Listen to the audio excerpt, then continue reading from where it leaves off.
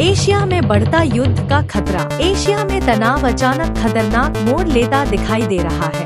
एक तरफ अमेरिका और दक्षिण कोरिया के बीच बड़े पैमाने पर संयुक्त सैन्य अभ्यास चल रहा है, तो दूसरी तरफ उत्तर कोरिया ने ताकत का प्रदर्शन करते हुए एक साथ कई बैलिस्टिक मिसाइलें दाग दी। तानाशाह किम जोंग उन के आदेश पर दागी गई ये मिसाइलें पूर्वी सागर की दिशा में छोड़ी गई, जिनमें से कई सी ऑफ जापान में जाकर गिरी। इस घटना के बाद साउथ कोरिया और जापान में अलर्ट बढ़ा दिया गया। दोनों देशों की सुरक्षा एजेंसियां लगातार स्थिति पर नजर बनाए। उधर यूनाइटेड स्टेट्स ने भी इस कार्रवाई को बेहद उकसाने वाला कदम बताया है। विशेषज्ञों का कहना है कि अगर इसी तरह तनाव बढ़ता रहा तो एशिया में एक नया वॉर फ्रंट खुल सकता है। दुनिया पहले ही ईरान और अमेरिका के बीच बढ़ते टकराव और मिडिल ईस्ट के संकट से जूझ रही है। ऐसे में उत्तर कोरिया की यह मिसाइल बौछार पूरे एशिया की सुरक्षा के लिए बड़ा खतरा बन सकती है। अब सवाल ये है, क्या दुनिया एक और बड़े युद्ध की तरफ बढ़ रही है? इस मिसाइल लॉन्च के बाद पूरे इलाके में